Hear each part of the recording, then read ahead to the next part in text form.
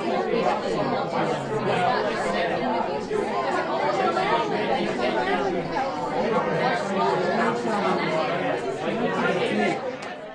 keep an eye out for anyone else who's coming in. Okay.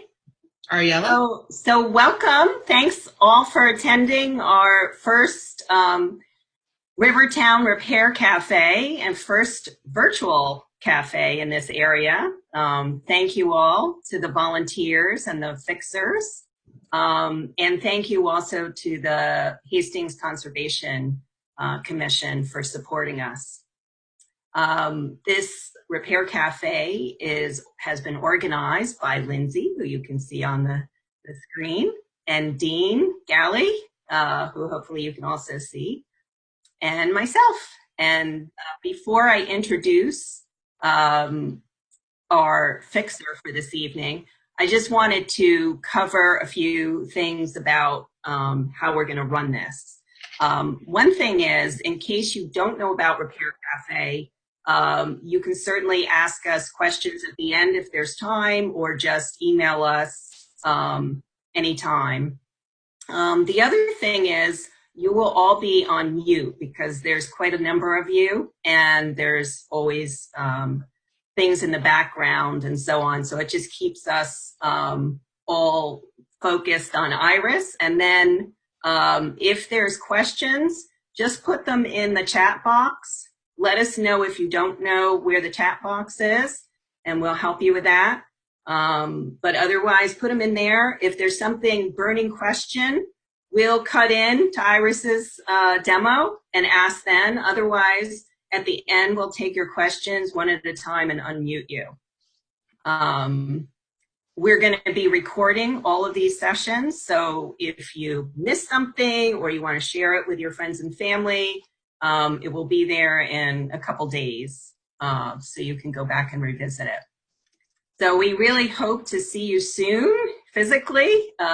We've had a couple of these repair cafes in Hastings, and they were so successful, and we really want to be in person with you, but we're trying to make this work. It's our first one, so let us know what you think about it. Give us your feedback.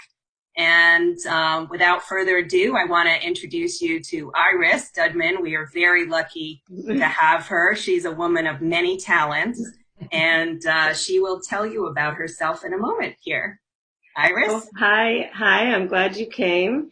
And I wanted to tell you how I got involved in this. I love the idea of the Repair Cafe, and I love the slogan, which is throw it away, no way. And I think that's just such a great philosophy, and I like the idea of fixing things and making things last.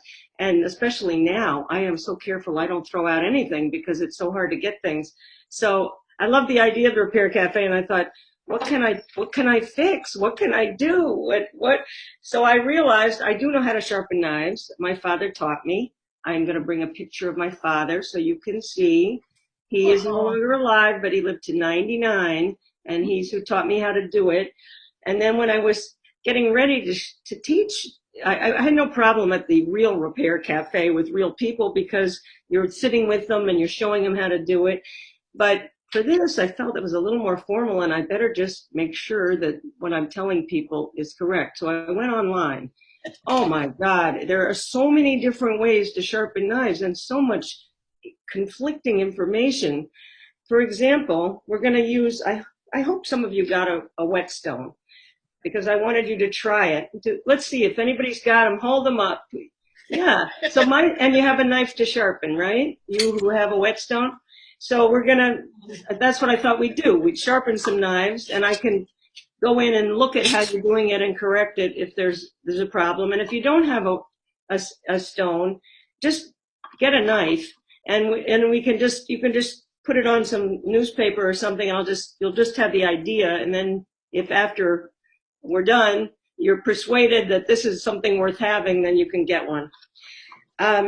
So as I was going to say, I went online to see what advice people had. And one of the things, this is a whetstone. Yeah, so they said you're supposed to put it in water, something my father never told me. You put it in water. And it turns out It's a whetstone, W-H-E-T, meaning to sharpen, not a W-E-T. So there's lots of things about wet online, but I don't know it. I don't think it's right. And then some of the things online talk about these other kinds of sharpeners. There's these, I don't have one, but he's kind of, you drag the knife through it. My father always said that was a terrible idea. So I don't have that. And he thought this was the best way to sharpen a knife. So that's what I'm going to show you how to do.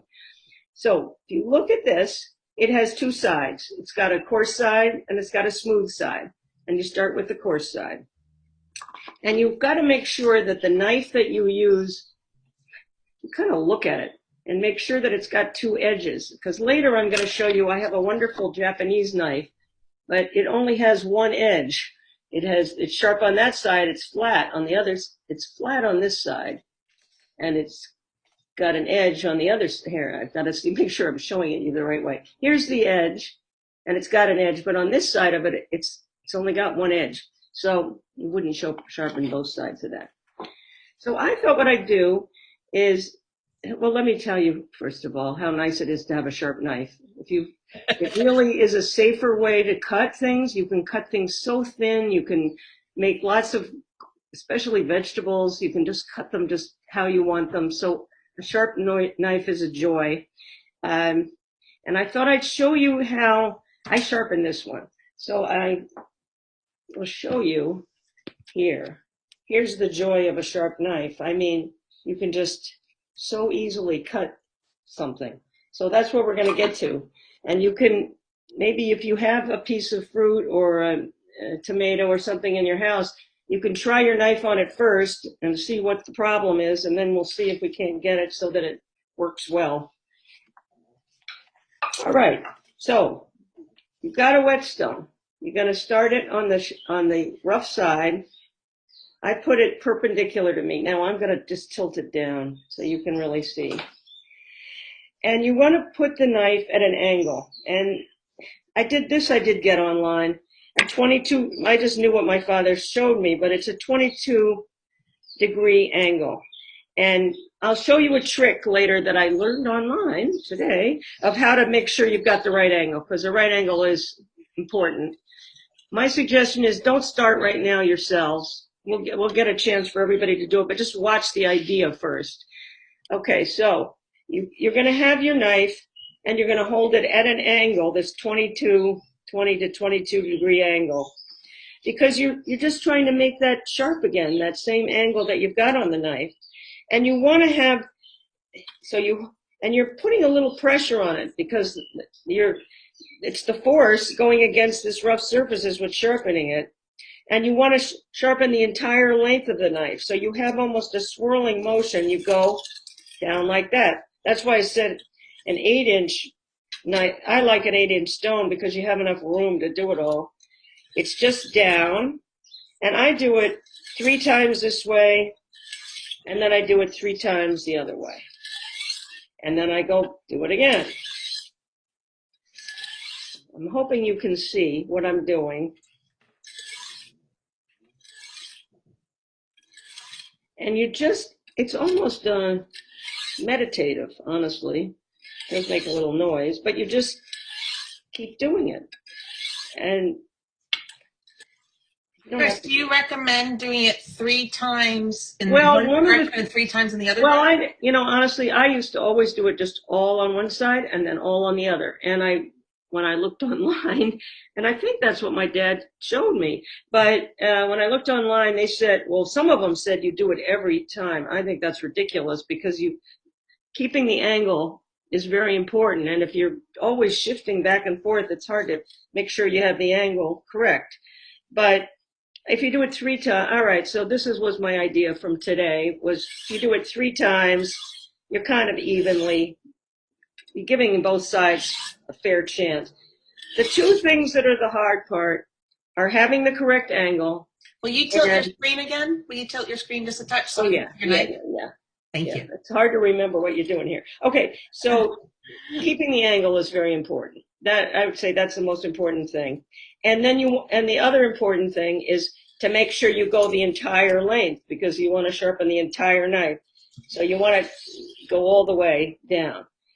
Now I'm going to show you this little trick for the angle, because I thought it was so clever, and that it's something, if you have a piece of computer paper, this is what they said, this is how to make the angle, and I thought this was smart, and I'll show you how to do it.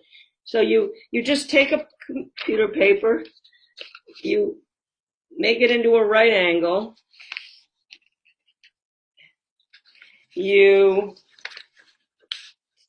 that's 45 degrees, and you do it again, and that is 20, it's about 22, a little over. And it makes this little thing. I made 2 of them. So you can, here, when you want to check your angle, if you just put it down, it kind of helps you get that angle. And I thought that was great. I at the human repair cafes, it was hard to show people the angle and to really help them with it. So yeah, Iris, if you could tilt your screen a little bit further down so we could, thank you. So here's the idea of the angle. So I'd like you all who have a stone and who could get a piece of computer paper, and you can try it. That might be a good way to start of how to do it. And while you're doing that, I wanted to show you how I keep my knives. I have a wonderful husband. I have no problems with him at all, except for that he puts the knives in the sink or in the drainer. And after 30-something years of marriage, he still does it sometimes. And it just hurts me. When I use a knife, I wash it, and then I just leave it to the side of the drainer. I'm not somebody who always dries everything and puts it away, but I leave it out by itself. I never throw it in the sink, never put it in the dishwasher. You don't want it banging against other metal. It just makes it dull quickly. So my sister gave me this as a way to keep it. I have it in a drawer. That's nice. Some people have these wooden things where they stick their knives. It's mostly just to keep each knife separate. And I have some knives that you can't sharpen, so I wanted to show you those. This is now my husband loves this knife. It's a ceramic knife. It's very sharp when you buy it, and it lasts quite a while, but then it gets dull. And there is supposed to be a way to sharpen it, but we haven't gotten the special thing, which we bought, but I haven't found it's that great. So that is not that good. And a cheap knife, which this is a pretty cheap knife, they come very sharp, but then they get dull. And I haven't had much success sharpening those. I have the best success I have 4 good knives, and they're easy to sharpen. They're easy to keep sharp. They stay sharp for quite a while. It's not something you have to do every minute. It's like once you have trouble cutting a tomato, then it's time to sharpen them. And I usually wait and do all of them at once. Iris, we had a question about a stone that comes with a knife set. It's probably all right. I mean, do you have it there? You could show me. Chris has it. Oh, wait a sec. Hold it steady. Oh, yeah. No, that's the steel. That's the steel. That's something else. That's the steel. And what that is, they do come with it. That's more for just finishing touches on a knife right before you cut the turkey. It's not really for sharpening a knife. And I don't even my father loved it, and he thought it was great right before he cut it. But it's not for sharpening. A stone is the thing. They do have them at Hastings Hardware. If they don't have them now, they'll get them for you. I called Home Depot. They don't have them. Readers will get them. I mean, you can get it at a good hardware store.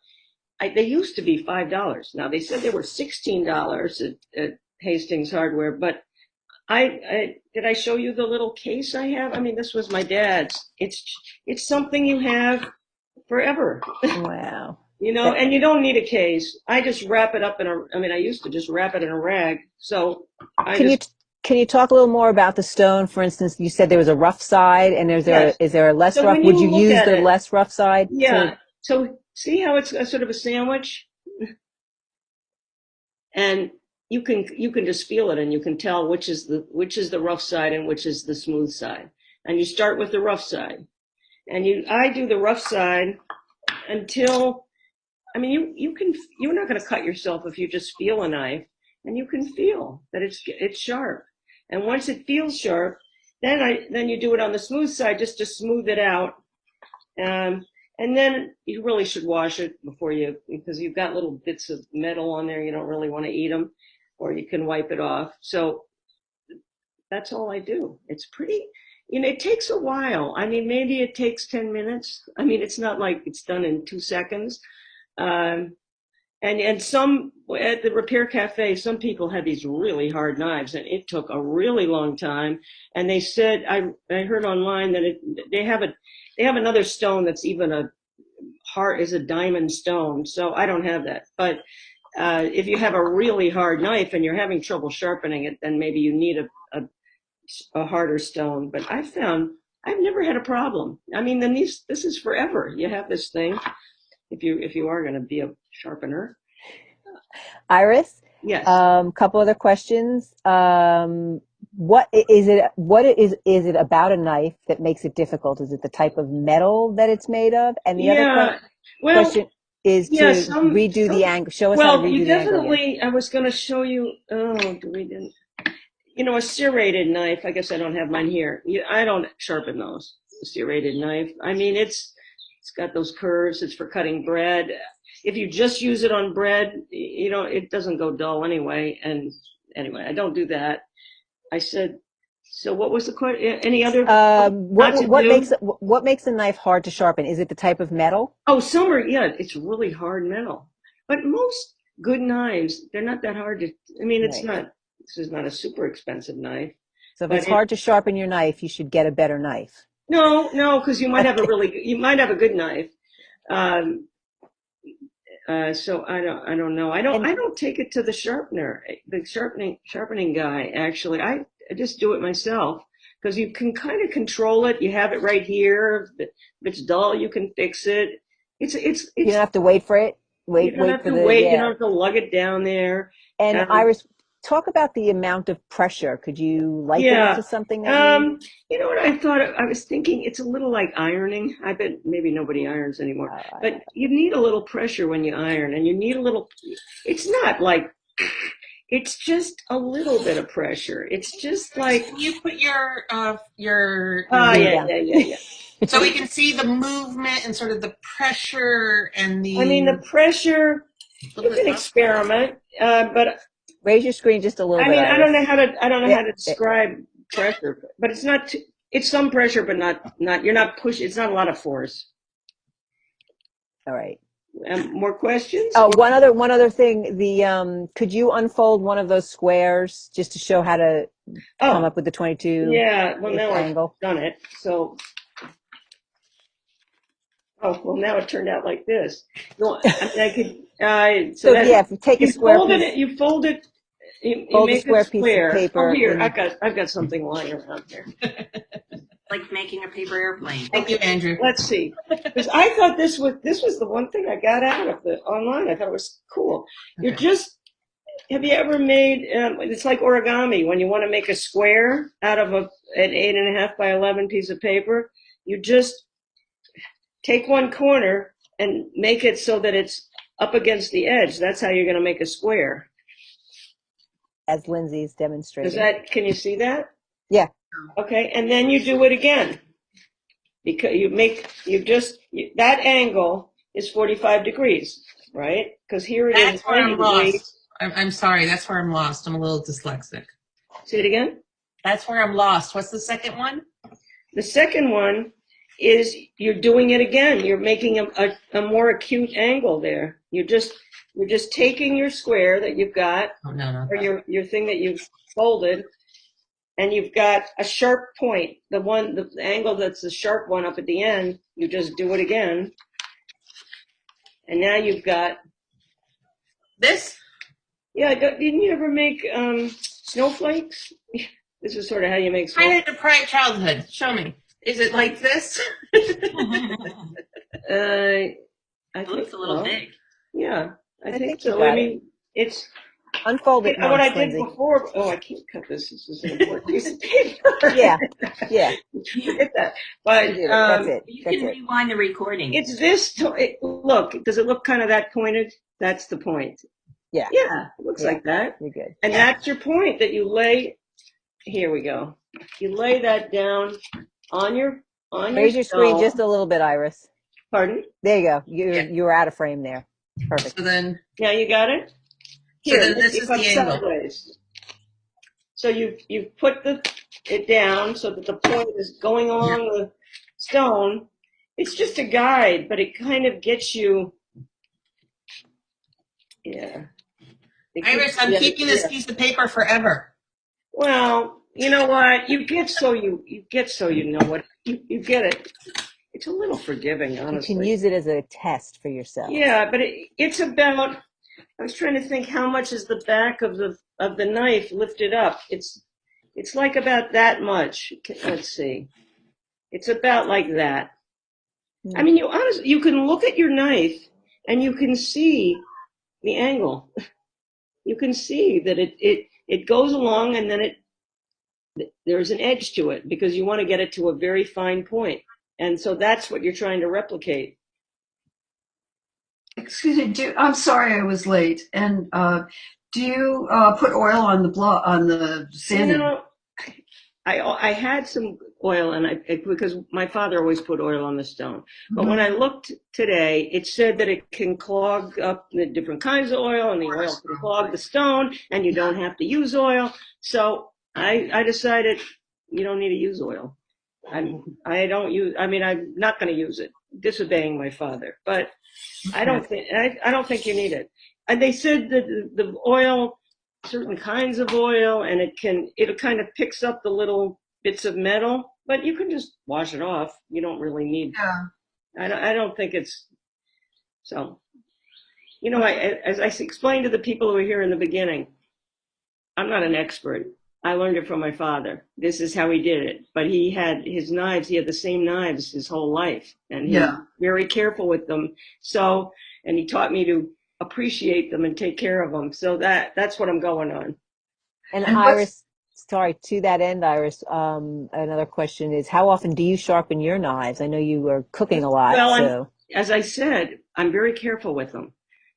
Now, my husband is not as careful, but I am careful with them, so they don't get dull that often. I mean, once a month? I do the same thing with my scissors. There's certain scissors only on material, on fabric. Certain scissors are only on paper. If you're careful with your tools, then they don't get dull that fast. It depends on what you're cutting. I mean, maybe I do it, I don't know, 6 times a year, maybe. When they get dull, that's when I do it. Or right before I'm going to make bibimbap or something where I've got to really cut everything and then I want it sharp. But not that often. It's when they're dull. That's when I sharpen them. And I was hoping that people would want to try it, and that I could go in and watch you do it and try to help you. If for those who have one, I mean, we could see how you're. Anyone want to show and tell? And Alexa, do you have a question? Well, I'm wondering, about scissors, getting dull with paper. What is that rule? Do you know? Because of how to sharpen, it's the same thing. Sharpening scissors. No. What is it in paper that dulls scissors? What is it in paper? Yeah. Well, I mean, you mean versus fabric, like the fabric scissors versus I don't know. I mean, I have a pair of scissors my mother gave me that were her paper scissors. Yeah. And she's always said only use them for paper, and that's what I do. And the fabric is definitely softer. So that I don't know why. I don't know if I've never sharpened them, those scissors. You can sharpen them. And yeah.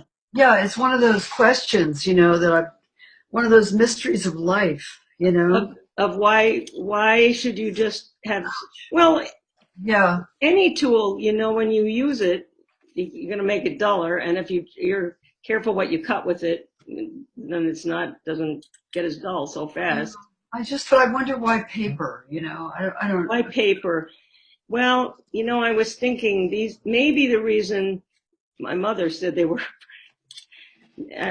I'm not going to get up and get it, but they're very long scissors. They're very good for cutting newspapers long when you want to cut something long. So maybe it was more that than it was not to make it dull. I don't know. I just follow their rules. That's all. Yeah. I, What is the stone? What grit is that stone? What is it what is a good stone to use? What are you using? The stone? Yeah. This is an 8-inch sharpening stone. Okay. Okay, that's what I recommend. And it's got two, as I showed you, it's got two parts. It's got a smoother and a rougher. And they have it at the hardware store, or if they don't, they'll get it for you. They want you to, I mean, some of these hardware stores, because I called around, because I had asked that people, when they come to this, I was hoping you all would have a stone, because then I could help you do it. That's what, when we have a repair cafe, I tried to show the people how to do it so they could do it. And we'd had a bunch of stones and people could try it, because it's a feel, and you want to get the feel. So who has a stone out there who wants to try? And I think, if I can interrupt that thought, does Dave have a question? Am I live? You are. We can hear you. Okay, well, I'm a fifth generation blacksmith. My great grandfather took his anvil across the Great Plains to Oregon, and I've been sharpening knives for 50 years. So I can answer a few of those questions, but one of the questions I heard was about different kinds of steel. And the knife I have in my hand right here is a carbon blade, just a regular carbon steel blade. It's easy to sharpen because it's got, just a regular carbon steel blade. The ones that you were talking about that are hard to sharpen, those have got a lot of exotic steels in them that are very hard to deal with. And those require things like you were saying with, typically it takes something like a diamond hone. And diamond hones, I've got a handful of them right here. Oh, yeah. Okay. And, this is a coarse and medium all the way through a super fine. So these would be what I would use to take care of some really exotic steels. And then I've got a power tool that has some really exotic belts on it that is capable of taking care of some of those. As far as honing oils, there's a solution called, believe it or not, honing solution. And it's not really an oil and it's not really a water. It's a solution to both of those. And it's made by Smiths. And I've been using it for as long as my grandfather told me to use something like this. His homemade concoction, I can't get anymore. So Smiths is, I believe, made in Arkansas. Yeah, Hot Springs, Arkansas. He was from Little Rock. Okay, close enough. Did you think? Is the reason you use that oil is to pick up the little pieces that are? It's basically flushes the micro pores. If you were looking at your sharpening steel, your stone, when you're using it to sharpen, little microparticles of metal get embedded into the stone. And then when they get embedded in the stone, that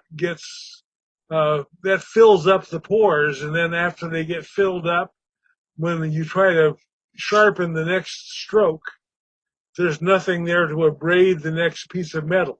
I see. So what happens when you use the oil or the water is it helps push those little microscopic pieces of metal out of the pores of the sharpening stone, so that it's got a clean cut. 3-in-1 oil, but when I looked up, it sounds like that's a terrible thing to do. Yeah, what I like to use is the Smith's honing solution. Okay, hold it right up. Hold it up so, no, but yeah, Smith's honing solution. All right, well, that's something. Okay, so Smith's honing solution, it's usually available in hardware stores everywhere. I got this at a True Value hardware. And, it comes you in. found for your typical kitchen knives, this works well. Yes. For your typical. Most people don't have these super hard knives. I mean. And that's what that solution. But I hear what he says about this honing oil, and it might be a good thing. I think I think I can see the logic of it, so maybe that's good. I think it's worth trying.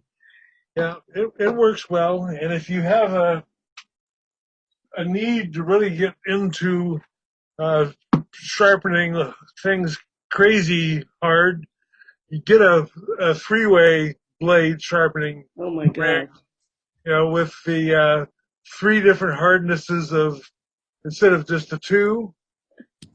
This has got a coarse, medium, and fine that rotates. Iris, will you go over that about this stone, that X amount of time you do on the coarse side, and then you turn it over and do the smooth side for the same amount of time? Okay. If you look at the stones, Dave, but one side. I'm sorry, Dave. Just hold on, Dave. Hold on 1 second. Yeah. What I do is and you tell me what you think, Dave. But I do it until it starts. I do it. It depends on how dull your knife is. So I do it until the knife feels sharp. Then I turn it over and do the fine side, just to kind of finish it up. Not that long on the fine side, just enough to smooth it out, any rough parts. Would you agree with that? That works pretty good. I like to get the knives in rough shape with an oil stone, and then I always keep them in good shape with a steel. Yeah, people are interested in that steel. Yeah, a steel is my best friend because, with 3 or 4 strokes, I can keep an edge on a knife once I get it in shape. Of course, my first paid job when I was 16 was as a butcher's apprentice. And the Polish butcher that I worked for would have had my hide if I couldn't sharpen a blade and keep it sharp. And thankfully, my grandfather had already taught me how to butcher a hog, a deer, and an elk. So, by that point, I wasn't too afraid of just being, involved with sharpening anything that the butcher had to deal with. And as far as sharpening scissors, most people don't realize that scissors are not just sharpening, they have to shear. Shear is the thing that they are also called in most other countries except in English.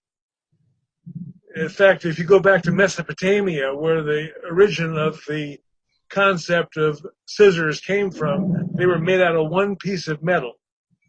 And the 2 blades were actually connected with a one band of metal. And they were used to take the fleece off of sheep.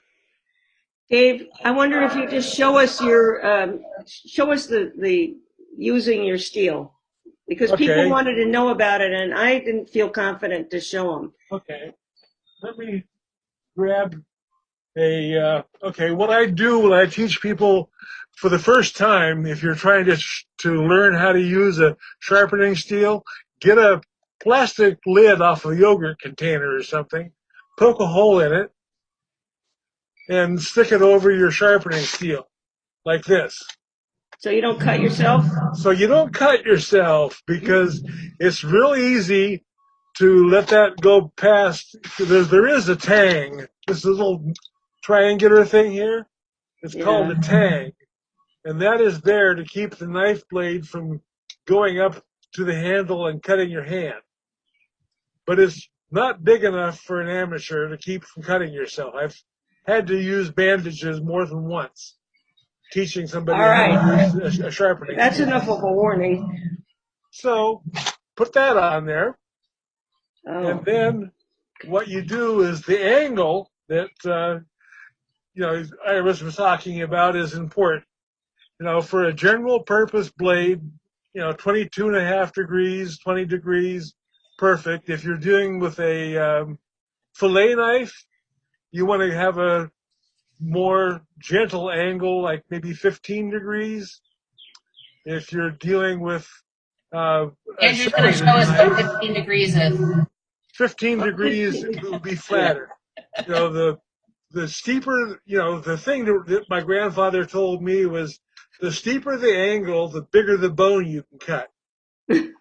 So fillet, it's not very, not. So if you're doing real delicate fish to fillet it, you want to have the knife. If I can get the camera to look right here, okay. Yep, You want we to have see the it. knife and the steel pretty much close to being flat together. And, you know, the regular angle is about like so, about, you know, 20 degrees, 22.5 degrees. So the stroke is you start from the heel, which is by the handle, Yeah. you stroke to the tip. And then you go underneath and you do it both ways. But the whole method is you start and go like that. And you want to hear that nice snick sound. And is it important, Dave, to move the steel? I mean, it looks like you're moving the steel more than you're moving the knife. Oh, I don't move the knife at all. I move the steel. The knife stays stationary, and I move the steel against the knife. All right, excellent. All right. Well, that's. And there's the lesson in steel. And that's sharp. I think Now, Gene also. I don't know basically, if Gene has a steel, but he may have a technique also. Another guy on here is also a steel man. Well, what I learned was you move the if you're going to move the knife and the steel relative to each other, you move the knife in the direction up towards the edge, not away from the edge. But what Dave's doing is moving it sort of along the edge. That's okay too. But what you don't want to do is pull the knife towards the heel of the knife against the stone. Well, because he said start at the heel and move up. Right. You don't want to. Yeah, exactly. you want to get the angle of well, basically what you're doing in microscopic terms is you're actually pulling a microscopic wire edge. If you were to look at this blade before and after I touched it with the steel, you're going to see a microscopic little wire edge being formed by the steel rubbing against the steel of the blade. And it's that microscopic wire edge which actually cuts the whatever you're preparing, meat, vegetable, or whatever. And that's very effective. Okay, I'm just going to say myself that I don't use a steel. Maybe after this I will, but it is possible to get by without a steel and just with a stone. Somebody has a question for you, which is about the solution that you talked about. You just put a few drops on the stone. You don't soak it in that solution, right? No, I don't use the solution when I'm using the steel because the steel is just a touch-up. No, we're talking about the stone. But when you use a stone, do you just put some drops on the stone? Just a little bit, and it's basically to remove the buildup that happens. What you're doing on the stone is you're abrading away some of the metal of your blade. And it builds up and it fills the microscopic pores. See, look at my stone. It looks like it's kind of when you were talking about it, it looks like it's kind of got something in there, part of it. Yeah, that's getting built up. I think that I learned something. So but you just put a few drops on the stone and then you sharpen. Yeah. Okay. One other thing you can do if you want to do it my grandfather's way, you can take that stone, put it in a wash bucket with some soapy water, and he would do this on a regular basis to his oil stones and his soap stones. Oh. And he would just go out and scrub his stones. Of course, he had an Arkansas white rock. I think what I'm getting out of this. Yeah, just scrub it up with a brush and get it clean, and then he would start over again. You know, these grandfathers, fathers and grandfathers. Grandfathers are weird. What are we going to do? We've got to You know what? This is what Iris, we're doing. that's why we're here. I I have 3 of these because my father gave each of my daughters one. Yeah. But they didn't take them away, so I'm saving them for them. But we've got to get the next generation to know how to do this stuff. So Yeah.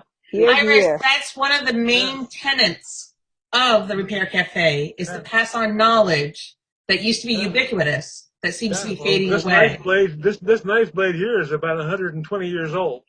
So what Dave and Iris is doing is passing on to us what's been passed on to them. And you know what he said, his knife is it's a really money saver. You get 2 good knives and you keep them sharp. That's all you need. Yeah. And then so I'd like to know how long it used to be, because I know I've shortened it from sharpening it. Is there anybody who would like to try to sharpen that we can look at them sharpening and give them advice? Because I feel like here's a chance. It's one thing to hear it, but it's another thing. Anyone out there want to do that? Well, unfortunately, my laptop or my computer doesn't tilt down far enough. But I was wondering, Iris, if you could just show again sort of that motion. Yeah. So let's see. I got it. Because it seems like a definite rhythm that one would do. I wondered if maybe I should do it to the side this time. Yes, that would be good to see it from the side. Move around. And while you're setting up and starting, there was another question Amy asked about non-stick or coated knives that have a non-stick type of coating on the outside. I'm sure there's all kinds of knives. I'm sure you newfangled knives being. What, Iris? I wouldn't sharpen those. They have a non-stick surface. I mean, then you'd be sharpening off the non-stick surface. I don't buy those. Yeah, it looks like this. I think when that gets dull, that's the thing. Because people forgot how to sharpen, they made all these knives that are sharp in the beginning, and they seem so great, but they just don't last. And then eventually they're going to get dull. Whereas if you get a knife that you can sharpen, you have it forever. So I say enjoy it as long as it lasts, and then get another knife. Amy can sharpen that, just that material would come off, right? Right. But so she still has the metal underneath to make a sharp knife. Who knows even what that metal is? The reason this thing, that's the plus of this. I would guess. That's just a guess, but I bet. Okay, so I'm going to show you again I wish I had those little drops of oil, but pretend I put them down. And then it's at the angle, which is this angle that we talked about. It's about like that, maybe a little less than that. This is 22, maybe it's 20, but just about. Can you see that angle? Yes. And then you're putting 3 fingers on the top with a little bit of pressure. You're starting at, as you said, at the heel, the back of it, and you're trying to cover the entire knife. So you're starting at the one end, and you're going towards the tip, and you're just 3, and then again with the 3, again with the angle. The more you do it, the angle, you kind of just feel it. You don't have to go measuring it.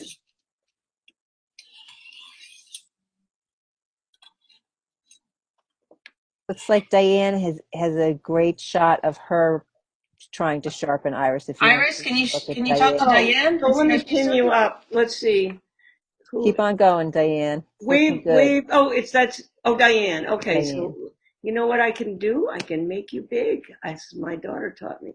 Let's see, pin you. Only big to you, not to the rest of us. Yeah.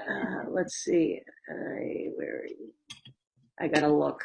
Diane, can you take your 3 fingers. Your volume on?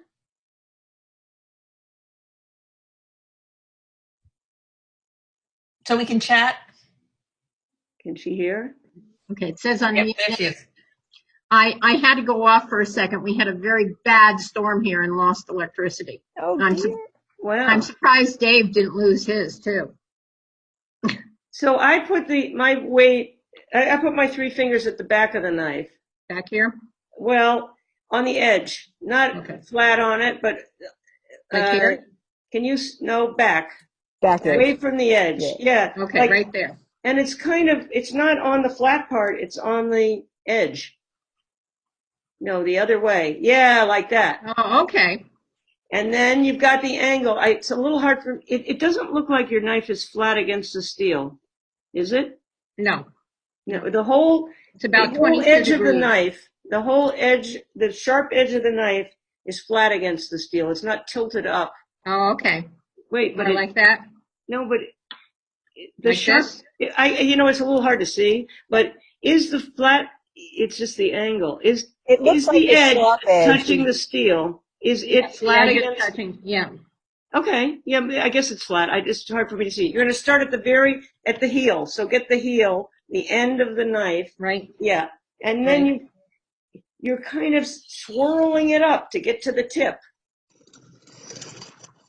You're getting there, but it's flat. You're think about what you're doing. You're trying to get your knife right on the edge the whole time to the top. It just seems like you're. And can I interrupt for a second? It might be helpful, Diane, if you could somehow keep your stone from moving. Okay, I'm trying. I just don't want to cut my computer. Oh, that's good. Don't cut your. It looks to me like your back of your knife is up off the steel. Is that true? Yeah. No, it's okay. It's, the back of your knife, the very beginning of your knife, has got to be flat. It's but it's, where does the 22 angle 22 degree come in? Iris is talking about the blade edge of the knife. Yes, the blade edge of the knife should be flat on the stone. Should she have this perpendicular to the camera instead of across? Would that help understanding? It is hard to see. It's you'd have to move around. It just I'm having trouble seeing what she's. Yeah, maybe. Yeah. I think it's a trick of the angle, Iris. Maybe. And you're okay. And you can go up to the very end of your steel. You sort of time it so that by the time you get to the tip, you're at the end. And are you keeping the same angle each time you do it? The whole way? Mm-hmm. Okay. Then you're probably doing it right. Then why don't you, after you've done it, remember you're going to turn it the other way after 3 times and try it. No, you still keep it in the same hand. Mm-hmm. So how does that work? Because as a lefty, this is confusing me how I do the other side. You're a lefty. Now, so I'm sharpening it like and this. Diane, you'd want to start the other side of the stone. And then, but you don't want to have to be moving it back and I'm right-handed, but I don't move my stone around. But as a lefty, how do I get to the other side?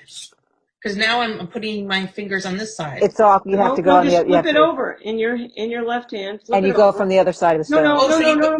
Don't flip the thing. You don't need to flip your stone. You're just flipping the knife. So you go down, and then you turn your knife over. And start from the other end. And start from the high end. No, the other end. From the high end. Yeah. Oh, okay. Yeah. Nothing about being left-handed. It's always important about being left-handed. Yeah. What I would suggest, getting a like a cloth, something wet to put underneath your stone, something that'll hold it in position, because you're kind of fighting the stone with this. The other thing you can do is look at your knife and see if it's looking all right. If you're scraping it up higher up, then you're not doing it. Is it? It's pretty sharp. Okay, so get a tomato. See what you think. Or do you have any food? I see. You'll see. Is there anybody else? Randy looks like he's got a setup going for us. Okay, let me see. Randy. It is hard to see, but let's see if we can see who that is. Who's the person? Randy Paradise. Randy. I'm going to try and unmute Where are him. you? Randy. Hi, Randy. Okay, let's see if we can see you. This is basic. All right. Oh, I know Randy. Okay. Yeah, go in tight on it. It looks pretty. Go in tight on it. Very funny. Move your computer so that it's more on what you're doing. iMac doesn't. Yeah, he's maxed on where he can do it. If you move your stone even closer to the edge, maybe. Yeah. There, you're perfect. Yeah. That's good. That's better. That's good. Okay, let's see. What are you doing? Be careful you're not off the edge of your table there. Yeah, you got your angle. Perfect.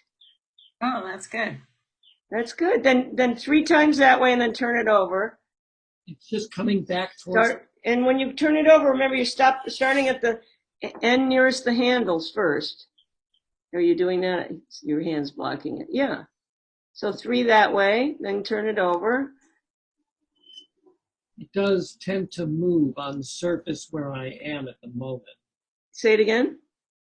The stone is tending to move on the surface that I'm. Yeah, I put it on, sometimes I put it on a wet cloth, something that holds it.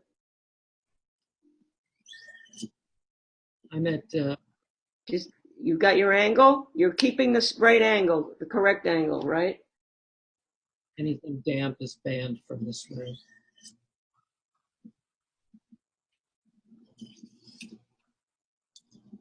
Yeah, it's maintained. What happens is sometimes I feel like I'm going to stop. Partway through, it feels like I'm actually catching on the corner edge. Oh, well, Corner. let's see. Oh, then I don't have that. It's like I'm moving it on down. It doesn't catch on the end. Iris, move your camera.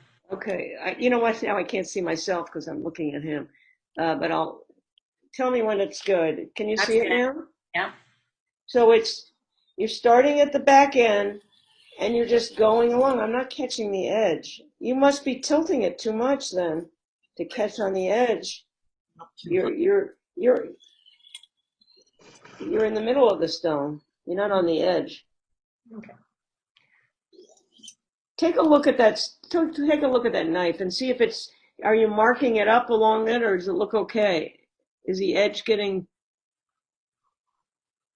You're not. Be careful, Randy. There is a little bit of marking on the flat of the blade, as if it was. So I think maybe you're going. Just if you say you're catching the edge, it's like your force is on the stone, not on the edge. You're pushing whatever force you're doing, it's right to the center of the stone. So you're just going along like that. You're not going off like this. That's how you get on the edge. You're flat on the stone. Your blade is at an angle, but it's flat on the stone. But Wait, you're muted or something. I think you're muted. You're unmuted. Your audio keeps coming in and out a bit, Randy. Here's what I'll say. I'm in Hastings. You can bring your knife by and I'll look at it. Bring your knife and your stone. Your knife and your stone and your mask and you know what all. Let me watch it. Let me just see it a little bit more. Go ahead and do it again. Yeah, I don't think it's catching. It looks right. Are you at a 22-degree angle, would you say? Yeah, all right. Okay. Yeah, we have an expression in our family. You learn something every day. And that little piece of paper I learned today. Well, okay, I think you keep it up, and then switch it to the smoother side after you feel it feels pretty sharp. And we'll come back to you and you're going to get some kind of fruit or something, and we're going to see how it cuts. I've got my fruit. All right, who else is on the? Diane. Diane. Okay, I'm going to call OSHA if you don't put that pepper on the table, Diane. Hiding somewhere. That's in my green pepper, and it just goes right along. It's perfect. Oh, did it work? Oh yes, it's a green pepper. It's sharp. Oh yeah, it is sharp. All right. See, and green peppers are not the easiest things to cut. Oh gosh, do it on a board though. Don't cut it in the air. Oh my God. Blood on. That's good. That's good. Yeah. Good. All right. Anybody else got something they want to try? It's honestly, it's in the doing. That's how you find out if you can hear about it, but you got to do it. That's how you see if you can. Now, how do I only have a steel. I could try that. What? But I have the stupid plastic coated knife. What is that knife? Let's see. Maybe the steel will be helpful with that. Is that the coated knife, or is that? In here. Yeah, that's I wouldn't do it. coated knife. Is that the coated knife? Yeah. Don't do it. I think you're gonna wreck it. I would use it and enjoy it while it lasts. Don't try to sharpen it. I think you'll take the coating off. And the coating is what's making it, that's some. I don't even really, somebody gave this to me as a gift, and I don't even know why you need a nonstick coating on a knife. Well, you know what? There's been a lot of things. There's been a lot of new things lately because people, as I said, the grandfathers are gone and they haven't taught people how to sharpen. And so they've come up with all these things, but they're not as good. That's it, just the way it is. So I'd say enjoy it while it lasts. We have about 4 minutes left if anybody has a burning question. And I just wanted to say thank you to Elisa, who's been handling the Q&A. She is a dedicated sustainability expert, has taught me so much about so many things, and we're very lucky to have her volunteering tonight. Thank you, Ariella and Lindsay. The champion of the Community Sustainable Agriculture, which is a wonderful program in Hastings where you can get in-season fresh vegetables. It's terrific, and she's the one who's making it happen here. So we're very lucky to have her. I feel blessed to be among you all. Thank you. Well, I'd say, dear Randy, enjoy your knives. Treat them with respect. Keep them away from any other metal or anything else. Use a cutting board when you cut. And don't let Iris's husband get near them. Yeah. Don't put it in the dishwasher. Well, yeah, I mean, just take care of them, and they'll last you your whole life. Or longer. Or longer. Yeah, I want to get the name of that stuff before you go. Let's see. Dave, you can put it in the chat section. What's the name of that oil, Dave? Say, would you put it in the chat or whatever? It's Smith's Honing Solution. I'll put it on the chat. Will you? Great. I'll hold it up to the camera here. Okay, it's Smith's Honing Solution. I'm going to try it. Yeah. Although I thought your idea of just trying soap and water might work, so maybe I'll start with that. If it's just stuff embedded into your stone, cleaning up the stone. Yeah, I'm going to try that. I'm going to make one other pitch while we're here. For the people who are here, the next person who's coming on is Pat Slavin. I worked with her at Consumer Reports, and we called her Pat Slavin, the stain maven. She can get out any stain. And tonight she's going to talk about how to get out ink, but she is a resource. She's a treasure, and I really recommend her sticking around to find out, or however people are going to get on. She's really great. She's a wonderful person. And she's somebody where you say to her, gee, Pat, I like your sweater. And she'll say, I sheared the sheep. Yeah. She knits it, she dyes it. I mean, she is a wonderful person who knows so many things. She's a textile engineer. So she's coming up next. If you guys want, we're going to close, when we close this down, we're going to have a pause. But if you want to be on the next one now, just email us and I'll send you the link. Thank you, Lindsay, for organizing. Oh, and Ariella and Dean. Where's Dean? Yes. Dean on my screen. Dean. Can you put it on the chat so I can see it? Oh, yeah, that's an excellent idea. Duh. Isn't the same link? And then it is. You're the only one who's noticed that so far. And then tomorrow